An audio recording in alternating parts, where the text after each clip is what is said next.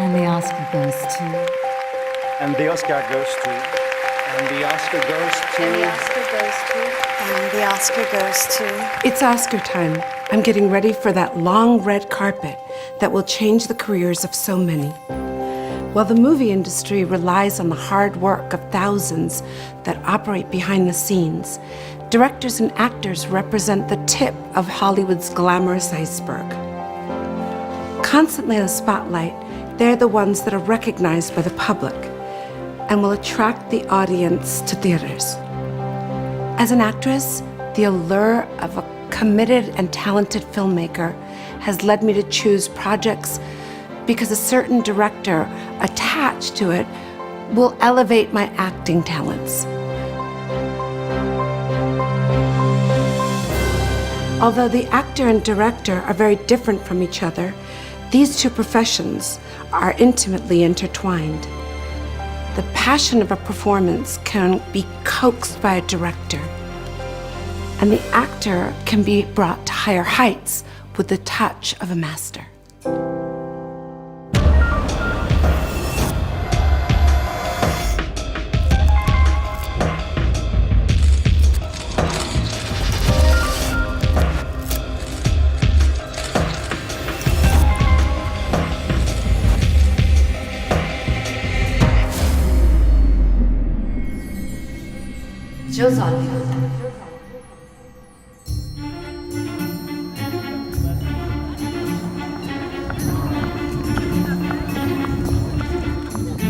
Between a director and an actor, the password is trust. When the camera is shooting a crucial moment, most often, trust is what makes or breaks a scene. Think about the movie A Few Good Men. Remember the dreadful tension in the courthouse when Jack Nicholson admits he had ordered Code Red? Or the scene in the bedroom in Monsters Ball starring Halle Berry? Such strong and realistic performances would never have taken place without a careful and intimate guidance by the director, or if the actor hadn't completely trusted his director. The symbiosis of this can lead to something completely different. Actors that grow into directors. Then from directing, they become actors again. From Buster Keaton to Charlie Chaplin, from Orson Welles to Woody Allen, from Sean Penn to Ben Affleck, the story of Hollywood is studded with stars who have gone from being characters in front of the camera to storytellers behind the camera, or both. We have some examples here with us that I met with, that are good friends and that are brilliant at what they do both ways. One amongst the others, Warren Beatty. Well, you're looking extremely well. Wow, thank you. Detto da te è un'enorme cosa per me. Warren Beatty started acting in the 60s. Everything he had learned as an actor allowed him to step behind the camera, and by the end of the 70s, he directed his first feature film, Heaven Can Wait. After a few years, he won an Oscar for Best Director and a nomination for Best Actor for his masterpiece, Reds. How does one go from acting to directing, and to directing himself? Well, I always like to say that when you're acting and directing at the same time, at least you have one actor that sort of knows what you're intending, and that's good. And then if you do what I do, which is to try to surround yourself with people who know as much as you do and are willing to express it, Right. that can be very productive. And that's what's fun for me. So you choose a script. Yeah. You decide to shoot a movie, whether as an actor or a director, because of the storytelling, the character. Usually I don't choose a script. I create a script is really what has been more with Today. me. Or recreate it.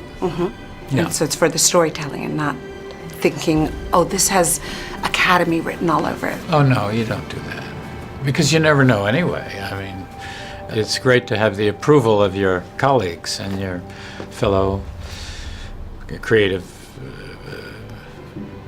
people, but no, you never know what's going to actually happen, and then we're so filled with responses and reactions and financial matters that finally 15, 20 years afterward you say, oh, that's what we did, huh? Not that good, or oh, good, you know. And that's the nice thing about it. It is preserved. Forever and ever. Well, yeah. Forever and ever you live on. Yeah. And of course, there always are Clint Eastwood's movies.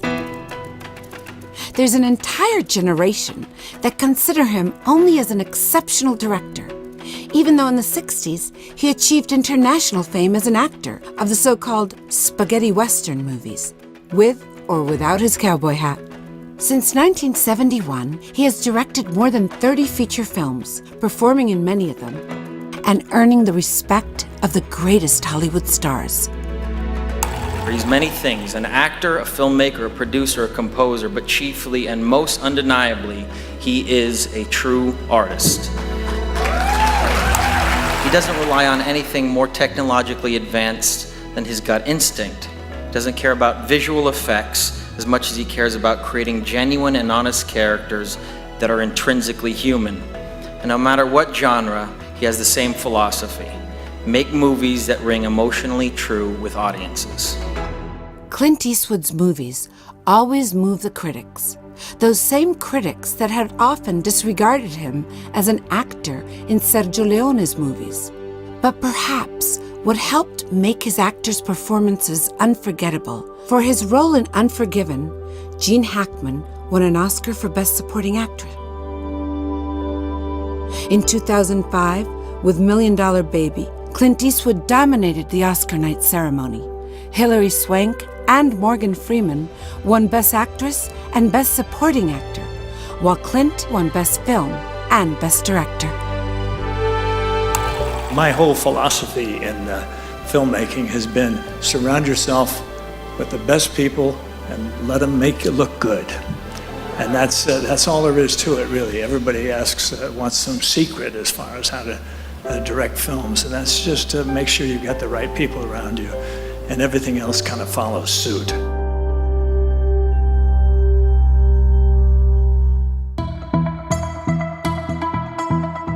Then there are actors that every now and then cross the border and direct, proving to have learned the teachings of great film masters.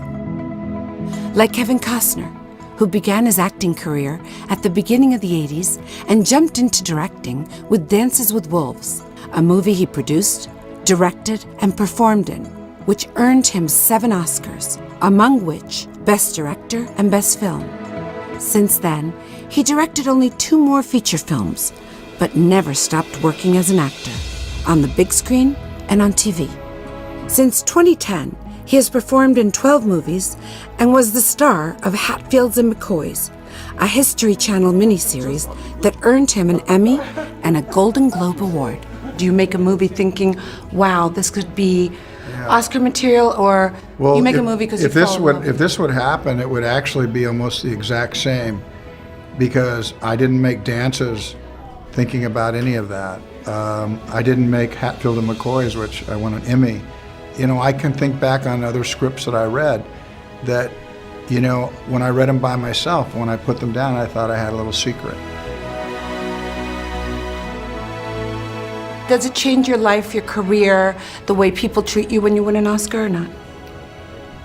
Well, I think the world looked at me differently. I didn't look at myself any differently because I'm still driven by story. I think I'm the same person that I've always been. I think people that actually have known me actually feel that, know that. It's not that I don't come to life with a bigger experience now, a certain wisdom that you get over time. But I think my spirit's still really young about the idea of having fun, the idea about how you approach work, the nature of friendship.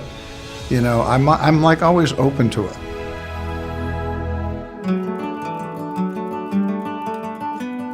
The list of actor-directors is endless. From Ron Howard to George Clooney, from Ben Affleck to Mel Gibson, all the way to Angelina Jolie and Denzel Washington. Ciao, bello. Ciao, how are you? Good. Thank you for accepting to be on Joe's Hollywood. In 2016, after staging the play Fences by August Wilson, Denzel Washington decided to adapt the story into a movie and direct it. It turned out the movie was so good, it earned 4 Oscar nominations.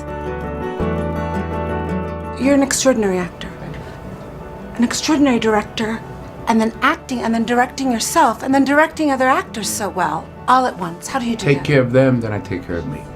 And we had the luxury of having done the play, so we knew the material. I couldn't have done this if we hadn't done the play. Take care of them, take care of August, take care of them, take care of me. People say, the people have been asking me, what do you want people to get from this? My answer is, it depends upon what they bring to it. Because it's about all of us. Bravissimo. Grazie. Grazie. Joe, get your picture, Joe. Get your picture, Joe. Where's the camera?